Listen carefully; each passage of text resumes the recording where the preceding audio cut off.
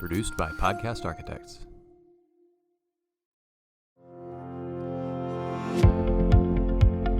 Welcome back to a special episode of The Path Forward here at TASA Midwinter. I'm your host, Dr. Rick Fernandez. I have a very special guest, friend of the program. Has been on many times. There's a reason why we continue to ask him to join us. Number one, his energy, his love for kids, and he's got some great things to share. Dr. Darryl Henson, Superintendent Marlin ISD, the Bulldogs. The Bulldogs. Glad to be here, Dr. Fernandez, and thank you for always having me back on the podcast. Well, you know how much fun we had. Number one, we have a great time, and we get to talk a little shop, a little educate. Yes, sir, we do. So I just want to dive right in. Unbelievable growth and success. Thank you. At Marlin ISD. And I know your teachers are outstanding. The kids put the work in, everything that goes into it. But I want you to give me a play-by-play.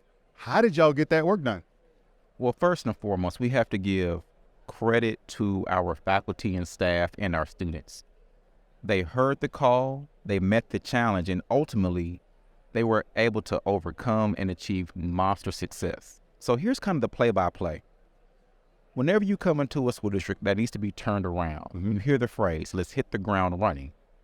But running was not going to be fast enough in Marlin, Texas. We had to take off with jet fuel. Okay. So we coined the phrase, the takeoff. Okay. So everything that we did, we had to make an immediate impact. I don't know what a 3-year plan is, a 5-year plan, a 7-year plan, but I know what a 1-year, let's get it done for children right now plan is. And it comes down to the 3 C's, curriculum, culture, and common sense. Okay. And by really attacking the hearts of everyone involved and working with our children. But we had to go beyond the relationships and get to a point of accountability and support.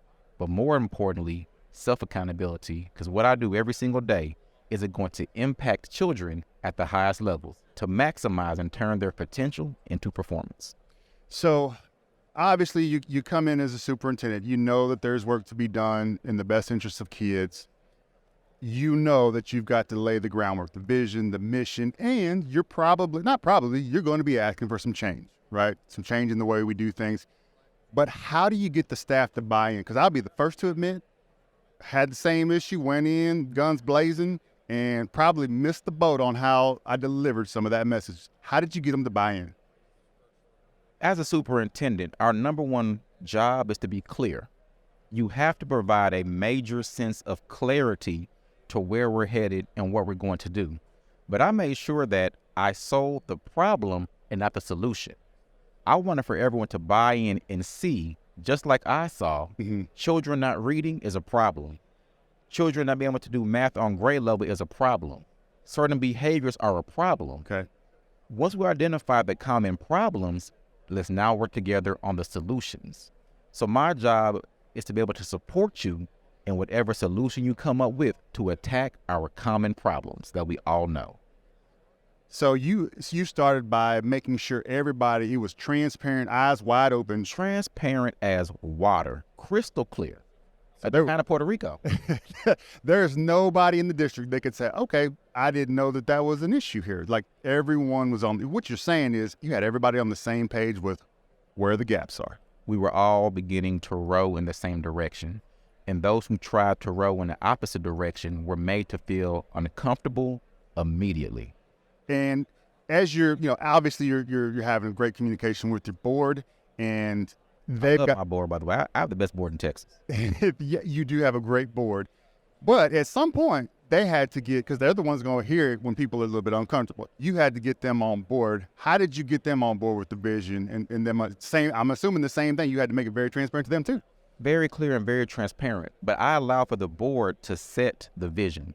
Okay. I asked the board right away, what is it that you want to accomplish? And anything that they gave me that was generic, let's lower the plane down some. Let's talk about specifically, what do we want to happen for children in this community? Then it was simple. Okay, now, you said that you want this. This is what it takes. This is what it takes to achieve what we have to do for children. Because anyone could talk all day long, kids first, we love the kids, but do you really? Are you ready to fall on the sword when need be? Are you ready to have more than a tough conversation? It takes tough actions to make change in order to get results that are unordinary. You have to take unordinary actions in unordinary leadership. So share some of the accolades that y'all, I mean, obviously I know I saw y'all are a demonstration school, but I want you to share some of the awards and accolades from this year. Well, a lot of the awards that, once again, our faculty and staff and our students have received, we were a national demonstration school for Marlin Elementary. 10 years improvement required, 10 years F, over 4,000 plus days of state intervention. That's a lot. First of all, 4,000? That's a lot. That's a lot of time. That's like a 4K TV, 4,000 days. What were y'all doing, playing school? So turning it around, once again, immediately, now we are a national demonstration school. On the state level, we have been recognized by the House of Representatives, by our Speaker of the House, by the House Pub Ed Committee. We are a state demonstration school, and we are also a state demonstration district. Little old Marlin ISD off of Highway 6. That's unbelievable. Marlin, Texas. That is unbelievable. And congratulations to all your success. Thank you. You know, I'm going to ask this question just because we're both athletes. We understand this. So now you can win the championship. That's great. How do you maintain? How do you come back and say, we killed it, we're going to celebrate, but guess what? We got to maintain and even increase. I'm a natural competitor. So everyone I hire has to have a will to win and a will to win for student success. You're right. We won the championship. We won the FIFA World Cup. But how do we create that dynasty? Right. Once again, we're creating that level of hunger and passion and tenacity in every educator and every parent and every student. We can clap for ourselves in 2022, but what's the plan for 2023, 2024, and 2025? It's something about consistent improvement and consistent winning. The hardest thing to be in life is consistent. So all I want for everyone to understand is each child's in school for 13 years. I want you to win every year of the 13 years. We're not going to celebrate just the 1 year you won. I want you to win every single year. I love that. I love that. So, like the dynasty, building on this success, you've got, well, not you, but the state has a teacher turnover problem, a retention problem, finding quality leadership problem. Teachers are looking at, Marlin ISD, unbelievable success. Why should they come to Marlin ISD to be a part of the family? You should come to Marlin because we know exactly what we want for our students and we know how to support our teachers. If you have a teacher who believes in the mission of public education, first and foremost, you have to train them well. Okay. And we invest a lot of our energy and time into training our faculty and staff, whether that's actual PD or training them on how to cope with anything that brings them stress. It's all about mental health and wellness. The next prong to the triangle is they have to know that they're making a difference. How do you do that? Simple, pre-test and post-test.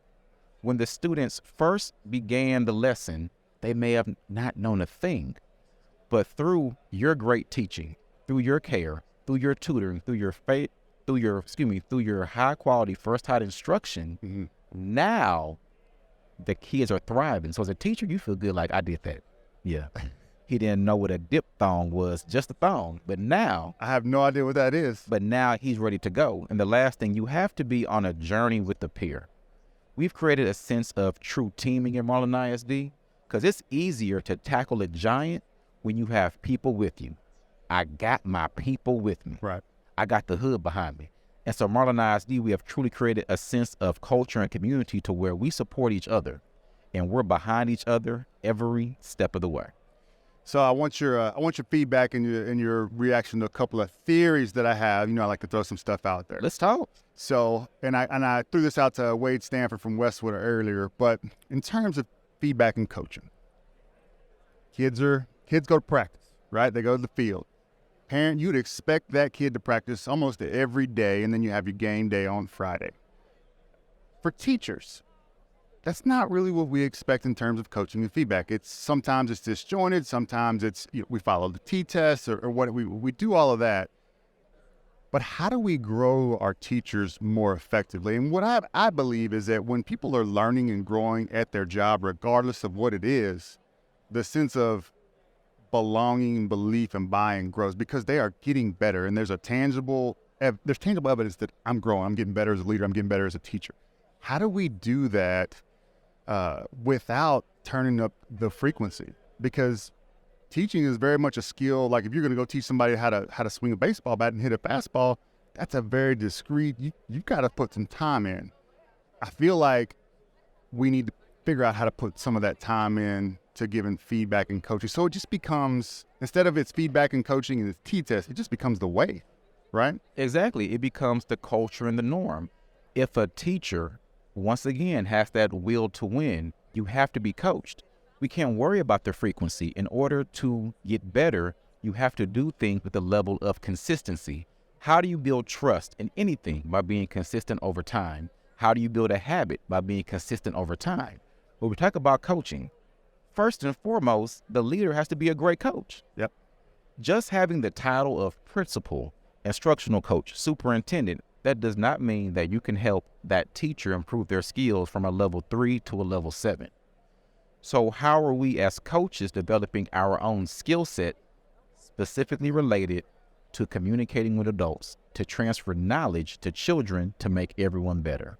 So it all goes back to just that culture. And I know at Marlin ISD, we have created a phenomenal culture of we're going to win. But we cannot have a level of arrogance to think that everything is inside of us. I look at it like coaching kids. I despise the phrase they have natural talent. You still have to cultivate it. You still have to coach it up on a consistent basis. So we develop all of our teachers' talents on a consistent basis through feedback and through quality coaching from quality coaches. So you bring up an interesting point of, the continuation and the growth and the consistency. I think one of the biggest issues that education is facing is not only change, because that change affects everybody. It's tough anywhere at any organization. That change is going to come. Sam Cooke said it, not me. I mean, you're absolutely right. I think we're missing the acceleration of change. I think change is starting to occur so fast, whether it be technology, whether it be an event like COVID, whether it be the career path that we're supposedly supposed to be guiding students towards, right? How do we become more comfortable with understanding that this year or this semester even may not look like next semester, that our students may need a whole different skill set based on the evolution of our economy, at the job market, higher ed, whatever it may be. I think we're missing a little bit of that. Hey, we've got to be flexible, adaptable, and really understand that that's what kids are going to be facing out there. Correct. So in education, we are naturally change averse. Oh, we don't like change. I want to work my time at the school. I want to be off during the summertime. I want to get paid twice a month, once a month, or every other Wednesday, depending upon where you work. And we just do not like change. So how do you establish change? You have to begin to remind them of the times that they have adapted to change. So I'm not going to give any plug for any brand right now, but let's think about our Apple iPhone. Think about their first charger. It was the long one with the prongs. And when they switched over to the lightning cable, people complained. I have to change. But now I couldn't imagine going back to that long charger because it used to always break. Think about the Apple iPhone. We used to have our home buttons. They took away the home button, and then everyone acted like, oh, I'm going to switch over. And we complained. I couldn't imagine having a home button on my phone now. So we have to remind people of tangible things in their life in which the change at first may have been uncomfortable, but it made things a lot easier going forward for the future. And we can no longer be selfish enough to not want to change ourselves as adults for the betterment and benefit of the children that we serve. I want your feedback on one more idea that I have. We're at these conferences. It's leadership. It's for our growth, professional development. You get to hear other people share how they're doing things for their districts. What I don't see and what I wish I would see more of is if we're truly invested in growing our leaders, particularly our aspiring administrators, shouldn't we be having more discussions about the mistakes that we've all made? And not just surface level, but truly deep diving into some of those mistakes so that there is learning. Because I learn not only from the mistakes, but the way people are thinking about the mistakes and the path forward to either correct or not recreate the mistake down the road. So that's a level of wisdom that we could all benefit from being shared. You learn a lot more and you learn faster from your mistakes than from your successes. So we would all like to see panelists get on the stage and talk about areas in which they could have improved better or did things differently. But that takes a certain level of trust and vulnerability. And I don't know if we've created a culture where we can truly be vulnerable without being judged. But aren't we asking teachers to do that? We are. But a lot of times, and I'll admit, a lot of times in most professions, we say things that we don't really mean. Think about a job interview. We've all interviewed teachers before, and they sell us this dream. Kids first. But they're literally beating the bus out the parking lot, almost hit 2 kids in the homeroom next door. But you said all these things. So we should be doing it, Dr. Fernandez, but are we doing it? I don't know if we're at that place as a society, because people, not me, because, you know, I love all. I love Jesus. I love all. People are so judgmental, and everyone doesn't have thick skin. They might have some ashy skin, get some lotion, but they all don't have thick skin. Man, I feel like we're just missing the boat on that, because any mentor, anybody that's ever been a part of guiding me or coaching me, those conversations had to happen. Yes. Because if I'm going to step in it, somebody needs to tell me or help me before I step in it. I told you, great. Definitely warn you before it happens. Yes, we got to figure that out. I really believe that we have to figure out how do we incorporate that part of it into our learning system, right? Our system of professional development. And I think that would do wonders, like you said, wonders for all of us, because then everybody can go,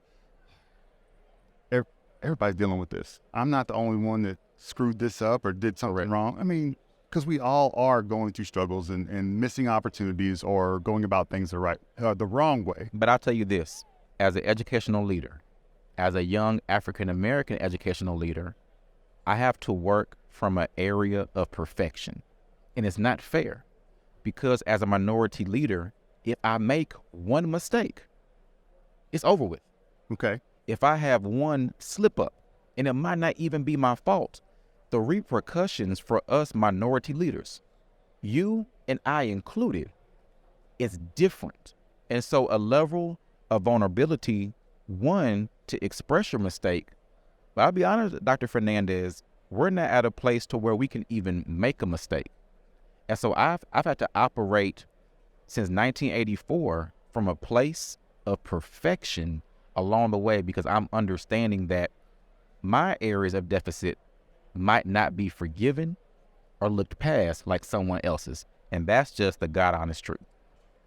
So should we, if that is what we're dealing with, do we have to continue that message to the next generation of Hispanic, the next generation of African-American school leaders? How do we break that? Is it not, can it not be broken until something happens holistically in our profession? Correct. I think that we have to just continue to build, mold, and develop all leaders. But we have to make sure that we're being honest about what is taking place out there across the board for leaders of color. Yeah.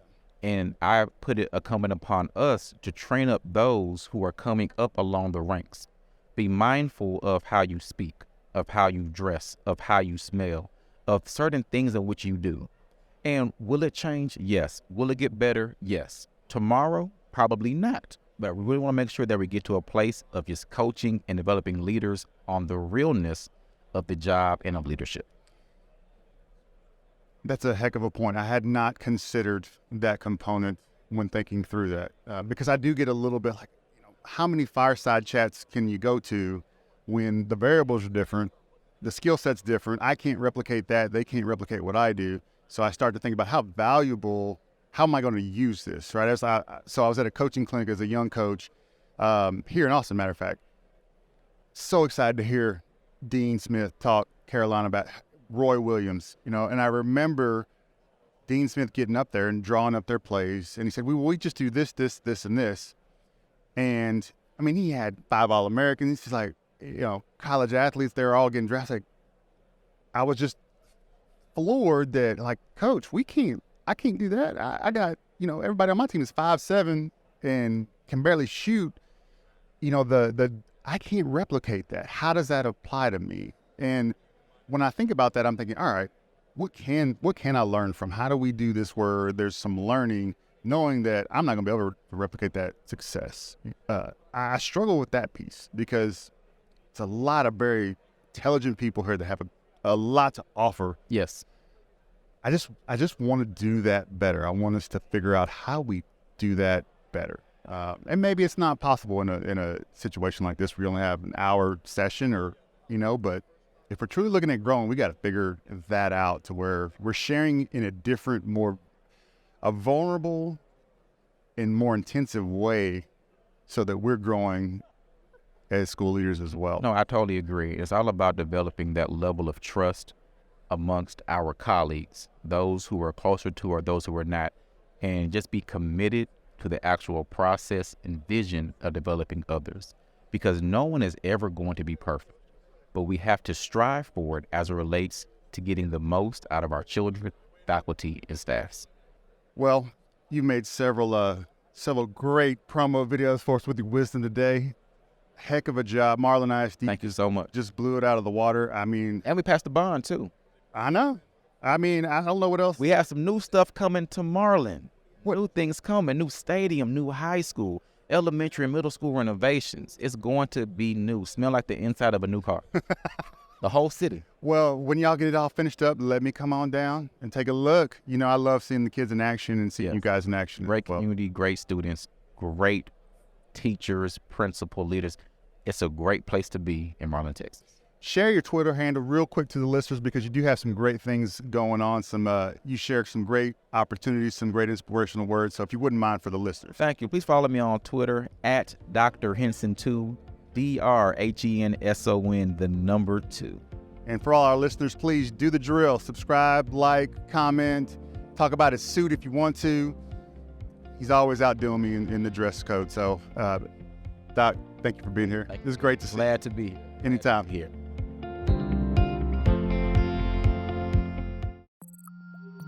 Produced by Podcast Architects.